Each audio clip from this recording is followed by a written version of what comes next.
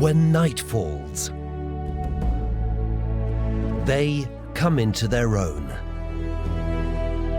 Astrophotographers portray the night sky in spectacular images. With their cameras, they show celestial phenomena in a way never seen before. On voyages of adventure over 5 continents.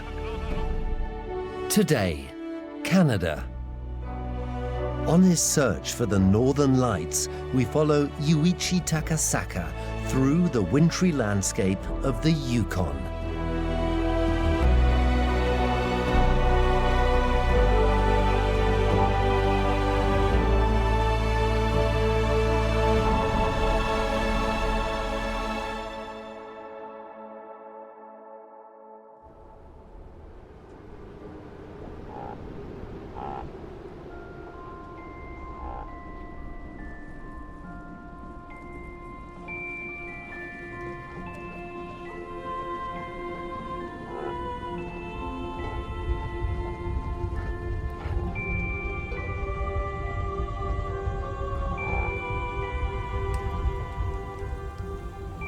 My name is Yuichi Takasaka. I was born in Japan but moved to Canada when I was 20 years old.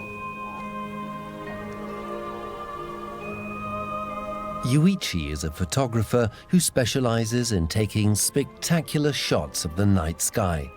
For the moment, it is wild caribou that fill his view as he journeys to the Arctic Ocean to capture a very special phenomenon.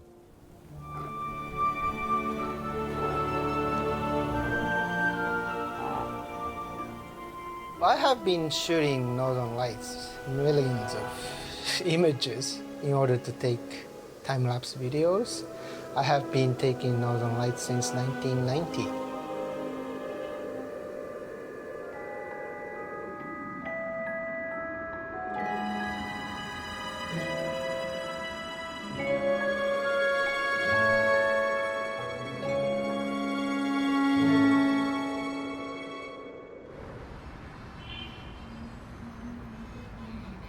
Yuichi begins his photo expedition into the Canadian Arctic in Vancouver, British Columbia.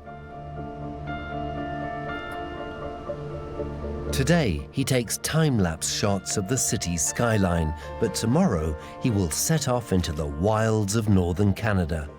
It's the end of March, which means 2 weeks of icy temperatures as he aims to capture pictures he's been dreaming of since childhood.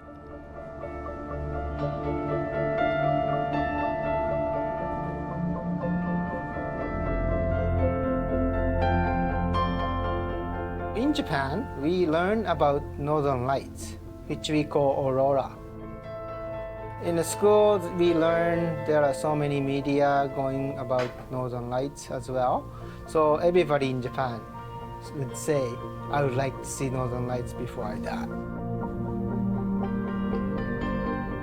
When I was young, I read the book called Alaskan Story by a Japanese writer, Jiro Nitta.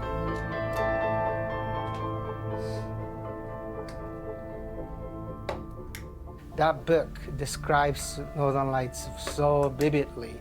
I've never seen Aurora back then, of course, but to read about that story was very, very special.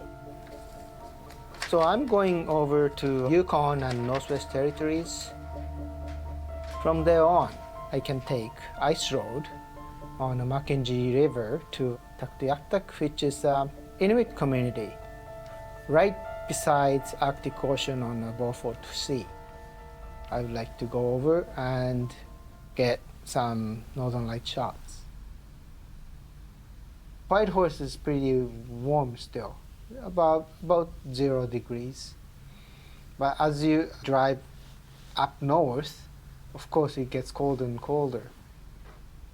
When it's a strong wind, it can go wind chill factor of -50, easy. So I brought my cold gear, a hat, to very big jacket, pants, and most importantly, you need the very nice boots.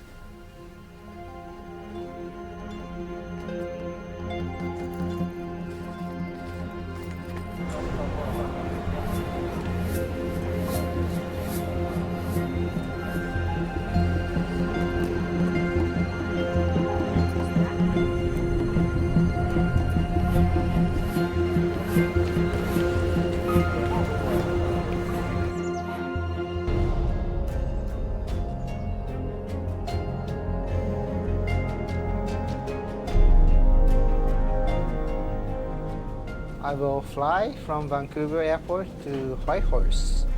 And then I'm going to rent RV, small truck-based 4x4s, so I can drive all the way up to Arctic Ocean. Ladies and gentlemen, welcome to Whitehorse, Preston 348. The flight takes us 1,500 kilometers north along Canada's Pacific coast.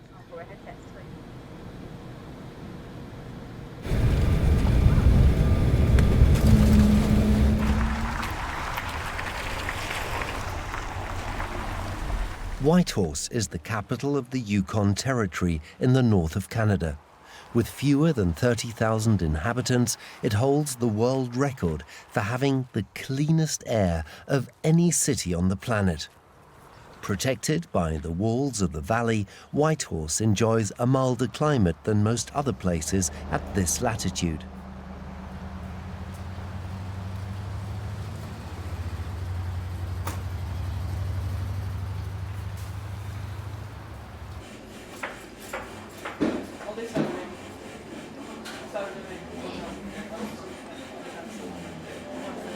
This is the last sushi for a while.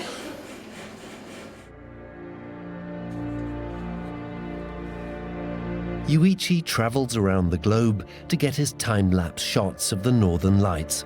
He is often accompanied on his expeditions by like-minded aficionados and amateur photographers.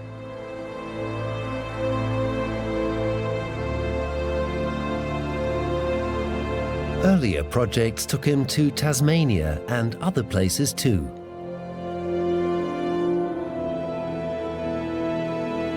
Scotland,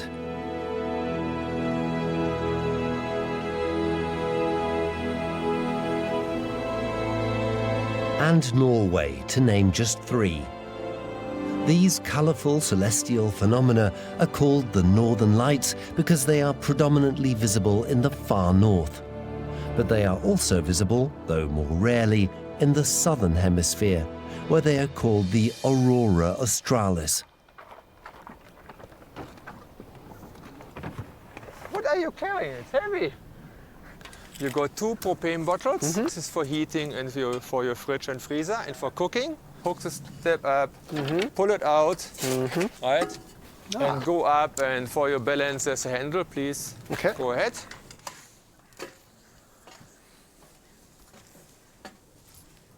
So again, it's winter. Behind this door is your bathroom that's off limits. You're not going to use it at all. Okay. Yeah. If you have to go, you have to use the bush. Okay. Okay, and the reason why you can't use the water system is because it's winter. All the pipes, they are filled with antifreeze. Right. As soon you put water into the sink, the toilet, or the pipes are going to crack. So open and lock the camper door. So it's going to be this lock, and the teeth go up. So let's close it. And the handle, actually, you can move up and flip it in. Here's your key. Have fun. Have to play with it.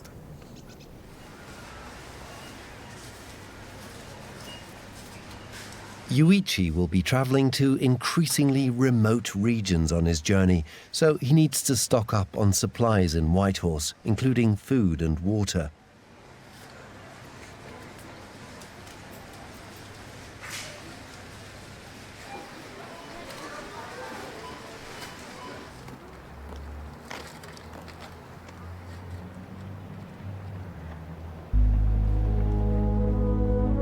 He sets off on the Alaska Highway to Dawson City, the only tarmacked section of the 1,400-kilometer journey. When I was young, I liked to listen to music. The band called Journey came with a music video called Faithfully. They are just going concert to concert on their own big bus. The view was just amazing, from tundra to desert. So I thought at that point, I knew I'm going to America.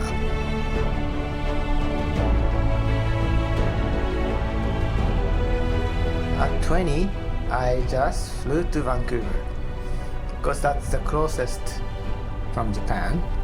It wasn't America, but it was really nice.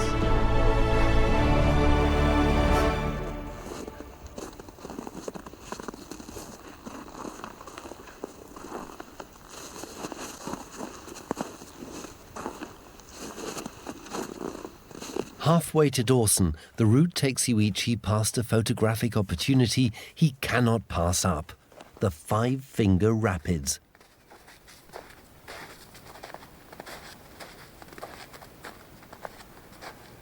A magnet for landscape photographers, this location was the site of high drama more than 100 years ago.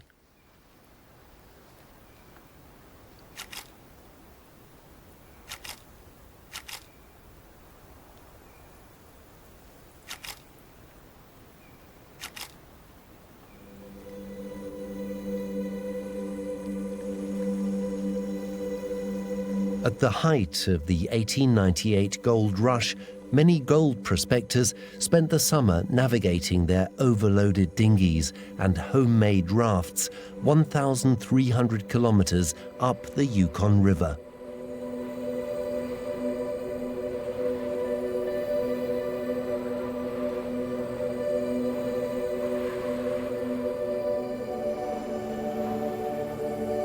One of the greatest obstacles on this dangerous route was right here, the Five Finger Rapids.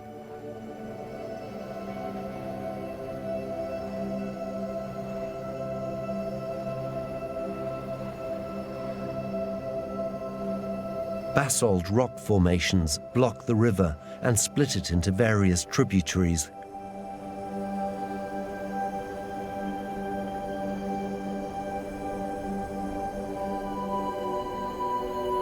But only one of the channels heading north actually leads anywhere.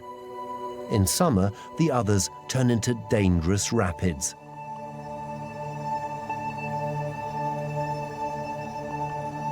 Many of the pioneers chose the wrong path and capsized. One of the 5 columns was later blown up to make the narrow straits more passable.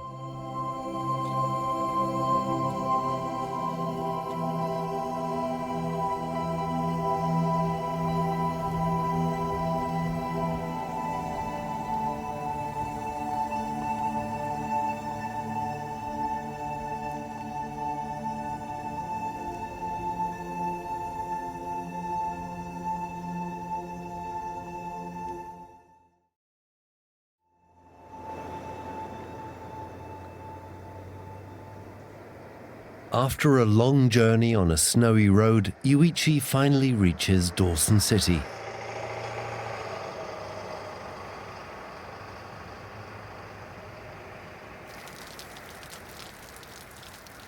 As it starts to thaw and the sky looks like it's clearing up, tonight might see the perfect conditions good for a sighting of the Northern Lights.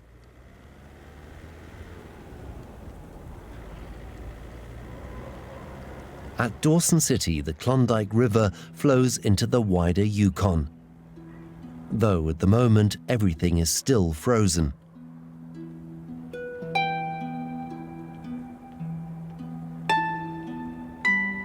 The region east of the Alaskan border is called Klondike Fields.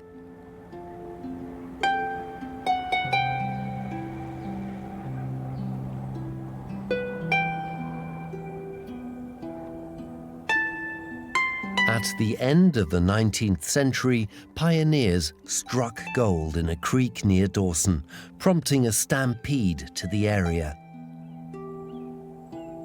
This was the start of the famous Klondike Gold Rush. Once a quiet border town, it was suddenly brimming with shrewd entrepreneurs, mounted police, burlesque dancers, and desperate gold seekers.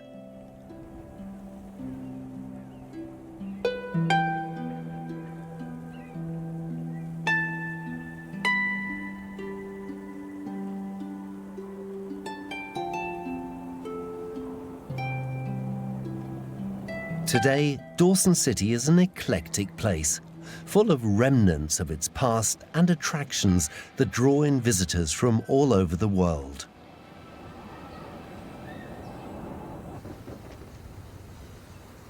The good weather is not holding. By afternoon, thick cloud is gathering in the valley.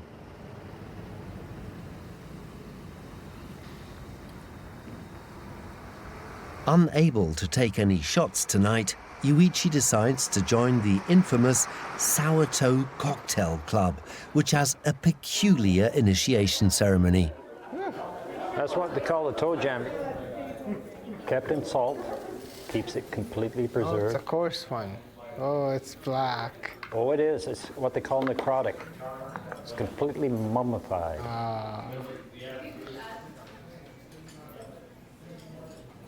Wow. So how do you get those toes? We get the toes through usually anonymous donations through wills. But sometimes, like in the case of this one where it was a live person and it was an industrial accident, we can get them that way too. So that many people it's been doing? 63774? If you stay from freeze up to break up, then you are a sourdough. Right, right. But people come up here, tourist operators, miners, they come up in the spring, they leave in the fall, so they're not sourdoughs. So he said, in order to be an honorary sourdough, you have to kiss the sourdough. Okay. He started that in 1973. Are you ready, Yuichi? Yes. Here we go. In recognition of Yuichi, in the presence of witnesses, wishes to partake of an authentic sourdough cocktail, thereby following in the wayward, even staggering footsteps of Captain River Rat, will prove to be a person capable of almost anything. Almost. And is therefore fully entitled to bear this prestigious certificate, suitable for framing. So, Yuichi, you can drink it fast. You can drink it slow. But your lips must touch this gnarly toe. Just your lips, Yuichi. Okay. All right. Let's launch it.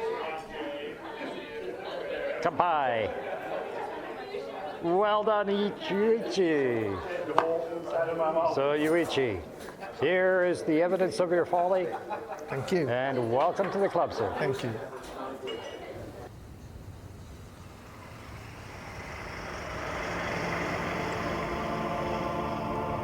A little to the east of Dawson City, the Dempster Highway begins on its way to Inuvik, a town beyond the Arctic Circle in the Northwest Territories.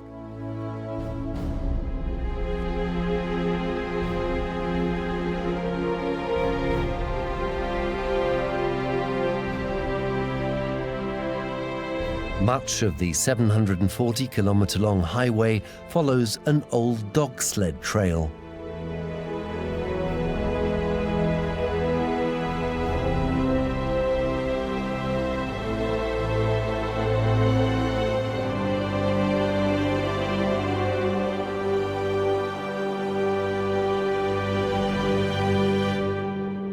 The highway has been designed to cope with some extreme physical conditions.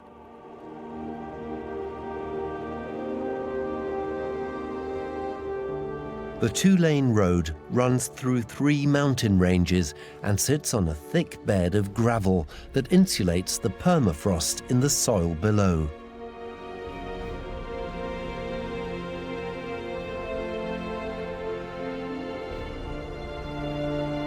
Without this gravel cushioning, the permafrost layer would melt and the road would simply sink into the ground.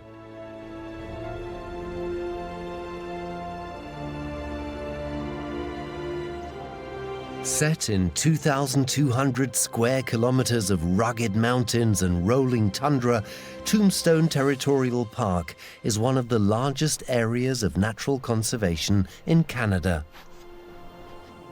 The park is home to a vast array of wildlife, including moose, caribou, wolves, grizzly bears, and more than 130 species of bird. And it's one of the photographer's favorite spots.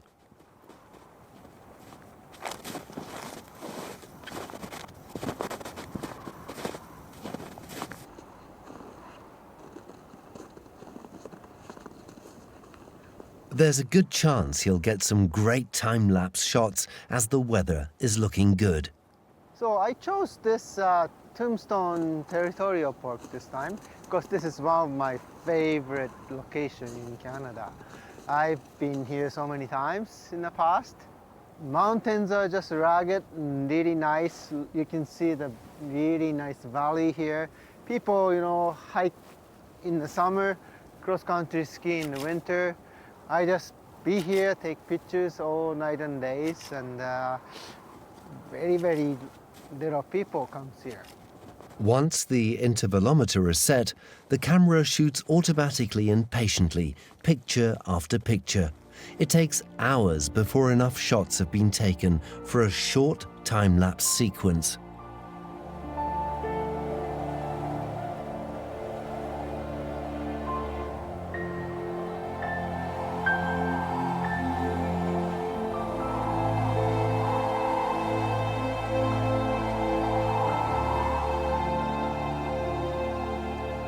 You know, it was blue sky earlier, now it's totally clouded and it started to snow. So sometimes happens like you get like a foot of snow, 30 centimeters overnight. Then the next morning I wake up and like I have to dig out myself.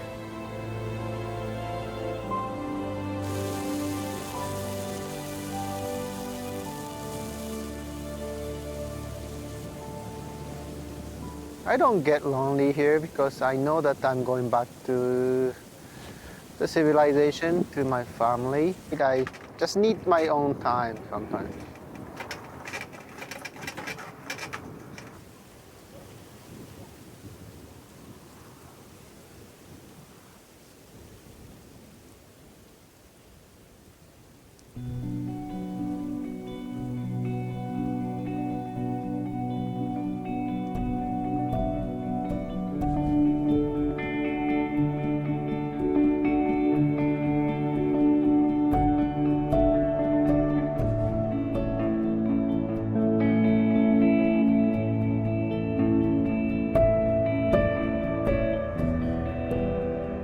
The Northern Lights, or the Aurora Borealis, to give them their scientific name, come about when charged particles, hurled into space by solar eruptions, penetrate the Earth's magnetic shield and collide with atoms and molecules in our own atmosphere.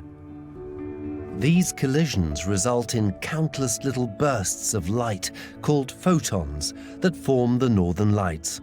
Excited oxygen atoms produce red and green light, while nitrogen atoms produce pink and purple. The phenomenon is mainly seen at the Earth's magnetic poles, where our planet's magnetic shield is at its weakest.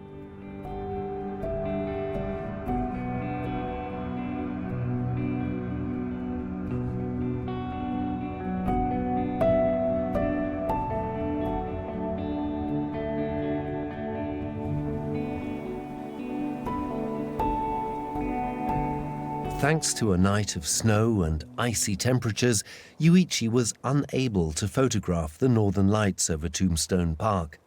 Now he must start the engine and let it warm up before continuing on his travels.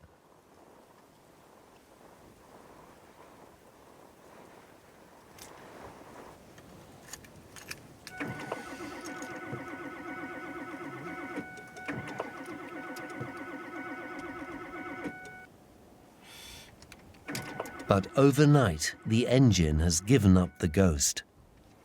Okay.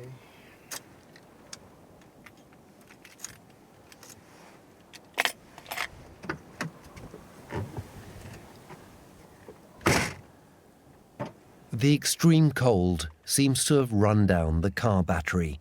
Yuichi will have to jump-start the engine. Luckily, he's brought a portable power pack for just such an occasion.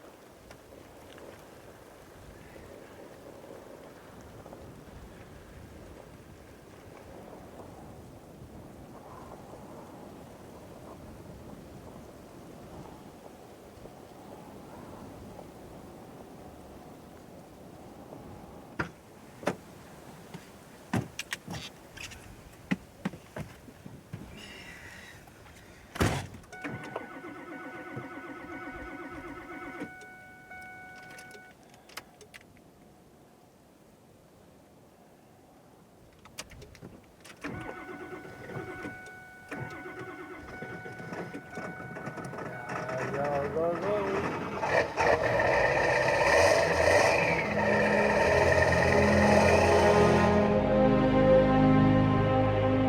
Yuichi continues his journey north on the Dempster Highway. No sign of human life as far as the eye can see. No side roads, no houses, no power lines.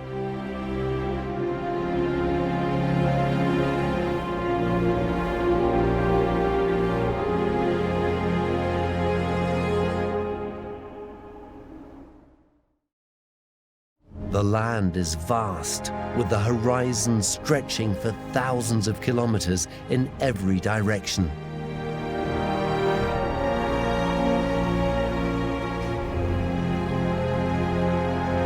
Dempster Highway, basically no more than a narrow, untarmacked track, is the only path through this immense backcountry with its breathtaking wilderness.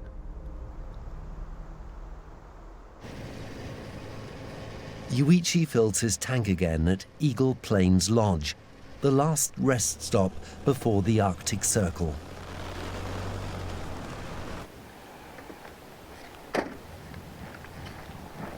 Despite the flurry of snow, he sets up his camera on the side of the road.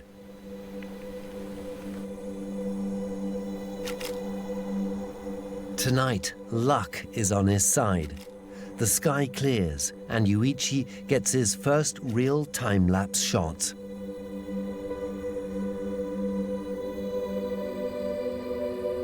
Light-sensitive digital cameras with long exposure times make the northern lights even lighter and more beautiful than when seen with the naked eye. In the time-lapse sequences, the accelerated paths of satellites and aeroplanes can sometimes be made out.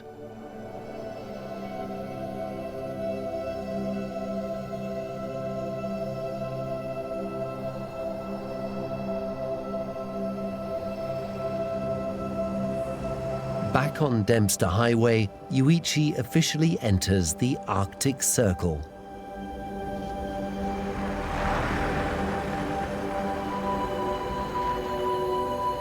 It was along this route that a terrible tragedy once struck. In 1911, 4 Canadian Mounties froze to death and are forever remembered as the Lost Patrol. Traveling from Fort McPherson to Dawson City, they were surprised by snowstorms that caused them to wander off the path and into the snowy landscape. The men had hired a local man called Esau George as their guide, but tragically had sent him home early. Without Esau's intimate local knowledge, the men lost their way and met their end.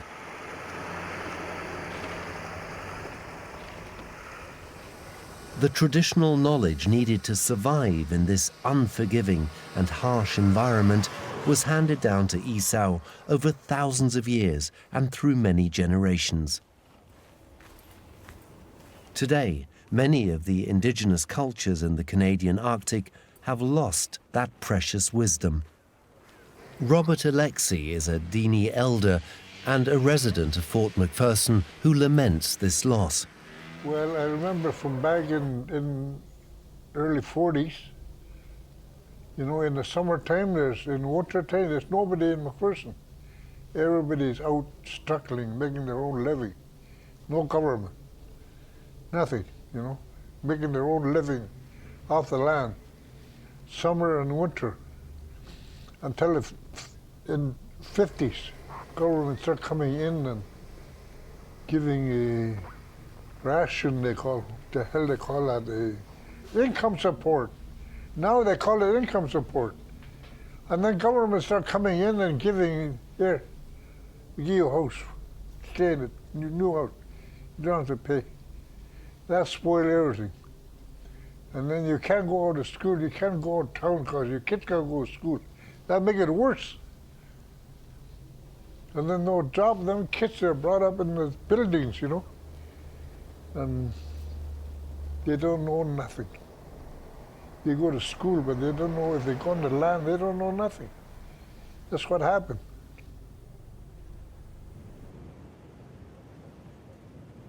I drove up today again to very close to Fort McPherson. Now I'm in the Northwest Territories side, across the border from Yukon. And I'm now on Peel River.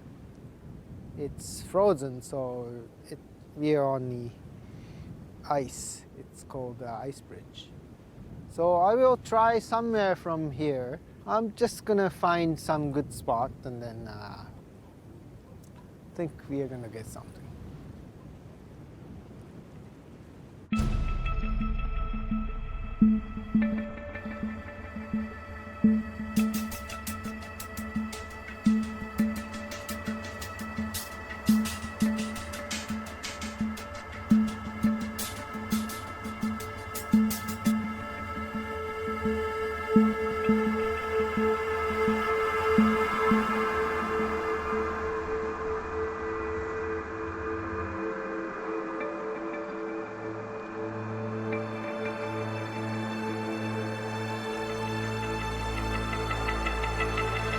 The trip through the snow and ice takes us 180 kilometers away to Inuvik. We continue east until we reach the Mackenzie River. Then Dempster Highway bends northwards. Now in early April, the many lakes and waterways in this region still lie under a heavy layer of snow. Only in May will the ice melt. Inuvik is the last stop on the Dempster Highway. It is populated primarily by indigenous groups, with a few non-native residents as well. The Igloo Church, located in the center of town, is considered Inuvik's most iconic landmark.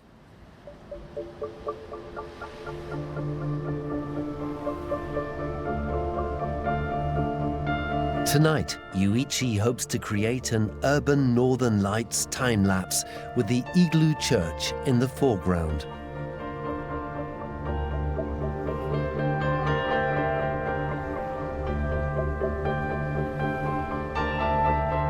However, thick clouds are again foiling his plans.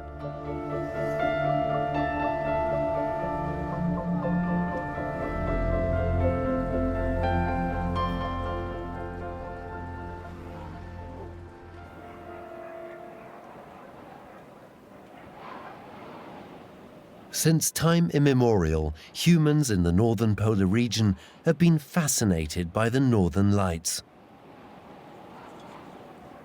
In Inuit culture, numerous myths surround this phenomenon. Some see in them ghosts of their dead or the souls of fallen warriors, while others see the lights as a warning of coming danger. Yuichi has arranged to meet Lillian Elias, one of the Inuit elders, to talk about the role of the Northern Lights in traditional mythology. Yeah, so do you have any story from your ancestry? When I was growing up, Northern Lights meant a lot to me. Before I moved to Inuvik, 13 years, I was only 13 years old when I moved to Inuvik, and Northern Lights got less and less because we stayed inside the night. Because of that we have a lot of TV and everything. Northern Lights didn't mean as much as they did when I was a girl. Right. Because I was out every night watching Northern Lights. And our ancestors, my grandparents, my parents would tell us that if we whistle really loud, the Northern Lights are going to come down. They're going to come down and cut your neck right off and your head rolling. Oh, that's a good story. That's where they taught us how it's so important to respect everything that there is on the earth Right. and in the skies. The colors that you see on the Northern Lights are meaningful. There's power there, Yes. and there's possessions that you could own, and all the different colors Oh, I that there see. is there. What's the red mean? Red is power. Power. Yes, Ah. power to all What the about universe. green? Green is some growing. The green, like whatever grows on the land. I see. Yeah, that's what makes it grow. What else the color do you have? Like purple? Yellow. Yellow? Yellow is for bright, Bright. for making the whole earth Mm. be daylight, Right. because we have a lot of 24-hour nights. That's right. We have dark days.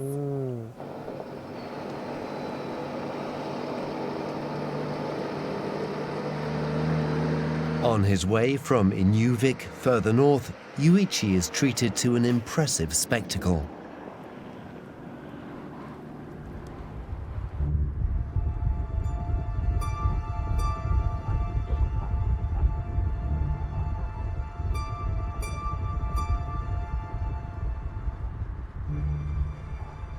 To mark the start of spring each year, a herd of more than 3,000 reindeer are driven across the frozen Mackenzie River ice road between the communities of Inuvik and Taktayaktak.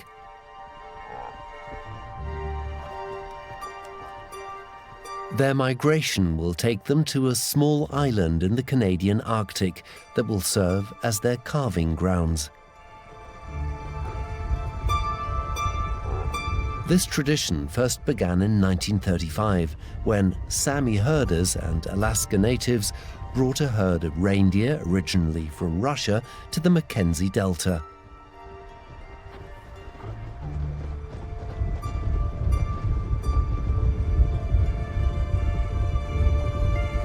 The Canadian government then decided to establish farm-raised reindeer in the region to revitalize the dwindling stock of wild reindeer that traditionally provided food and fur for the locals.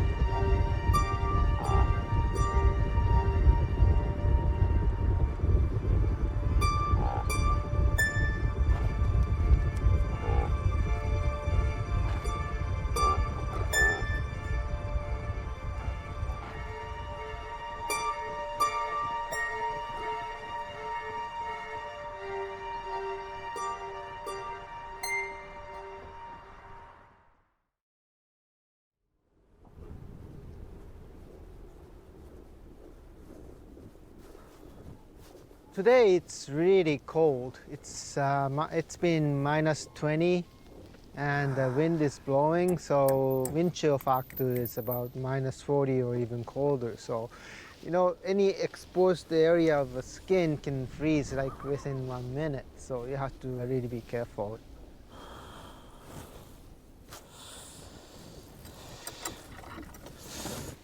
The chain tying down the camper from a truck broke off somewhere.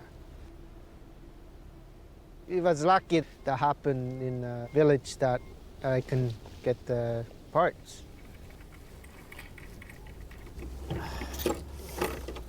Still loose.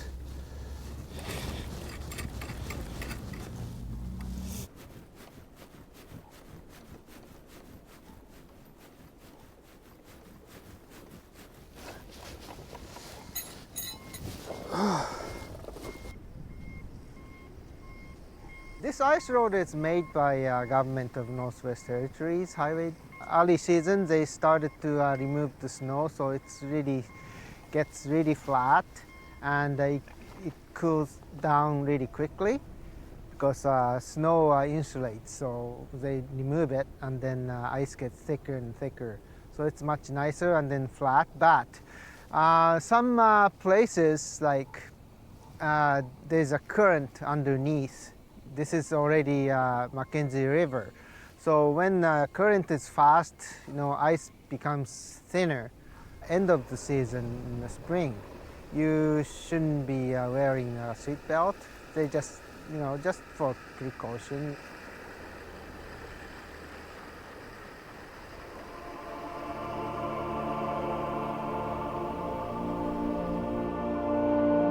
In his camper van, Yuichi follows the reindeer's route over the ice. The Mackenzie River, also called the Amazon of the North, flows from Great Slave Lake northwards out into the Beaufort Sea. For much of the year, the towns around the river delta are only accessible by air or boat. But once the river freezes over, travelers driving north from Inuvik take the roughly 180-kilometer-long Mackenzie River Ice Road.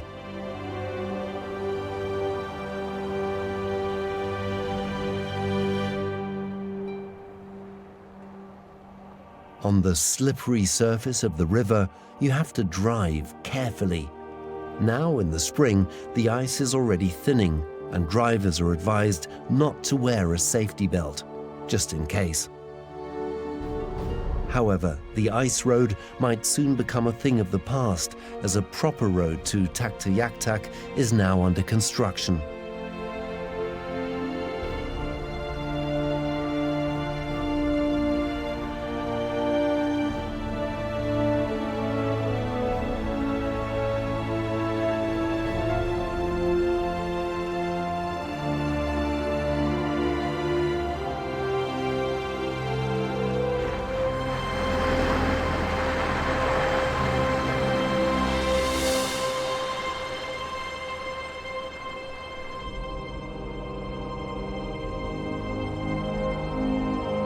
The last leg of the journey ends at the Arctic Ocean, at the northern tip of the North American continent.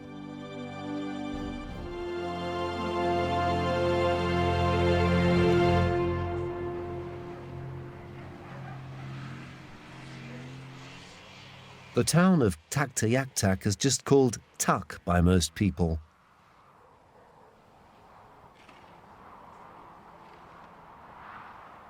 Located north of the Arctic Circle, the town has barely 850 residents. The Beaufort Sea is frozen over for most of the year.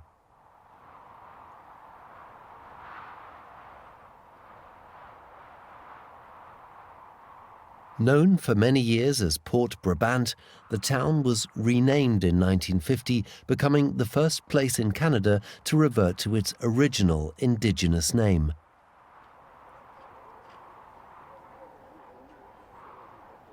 It's 11:05 at night, but still this light, that is the whole Beaufort Sea, which is a part of Arctic Ocean. This is where I wanted to film the Northern Lights for many, many years. And I didn't know the forecast was for snow tonight, but it just happened like this. So I have to wait probably another hour before Northern Lights will appear, but it's clear. I may get some really nice aurora tonight.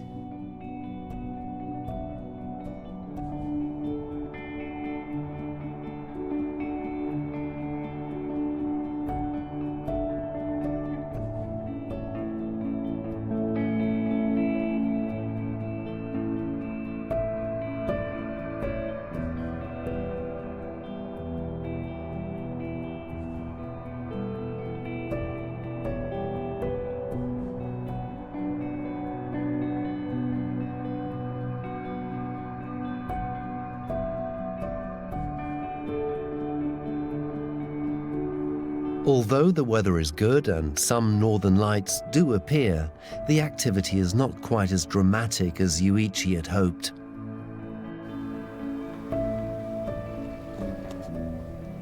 The next morning, the photographer visits the local elementary school to talk to students about his work. This is Yellowknife. The color, red is on top and then green is on the bottom, right? So because the nitrogen, whoa, this was a big blow up. Have you seen something like that? Have you heard any mythology or your grandpa, grandma says, you know, you don't go outside or something when the lights are out? Do you know any stories? If you whistle at the Northern Lights, they said you can get cursed or something bad. Capture you? Oh. So do you whistle? Do you know anyone who's actually captured by Northern Lights? No? In all the years Yuichi has been photographing the Northern Lights, he has never tried whistling at them. Tonight is Yuichi's last night in Tak, and his last chance to capture the image he imagined as a child. The Northern Lights suspended over the frozen Arctic Ocean. The celestial phenomenon is so strong tonight that the aurora is even visible with the naked eye.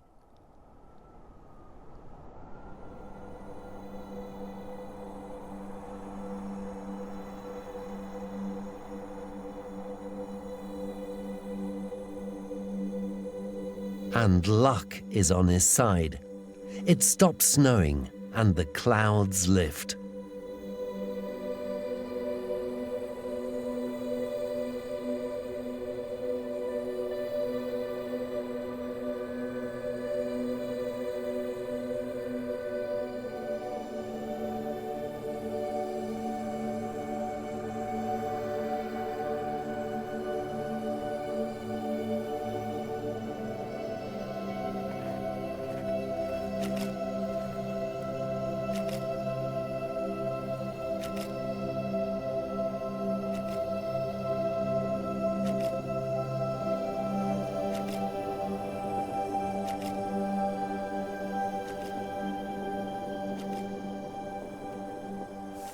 Well, it was cloudy all day, a little bit of snow, and I was hoping and hoping.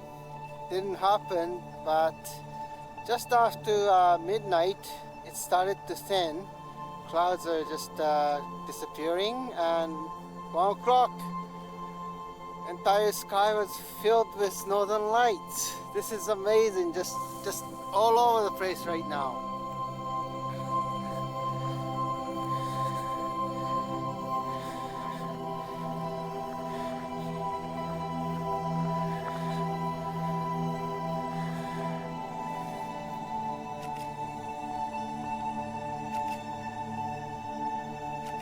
Everybody, interpret really differently, but actually you're seeing the same stars.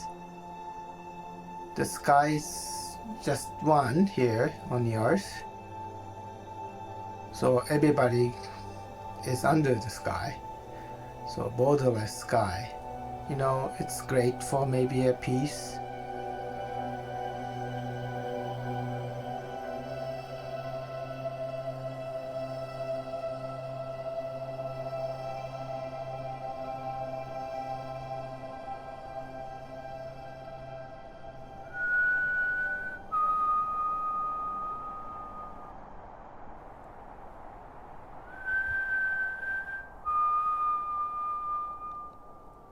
Now, at the end of the trip, Yuichi cannot help but challenge the Northern Lights. And what do you know? Apparently, they aren't as mean and nasty as some think.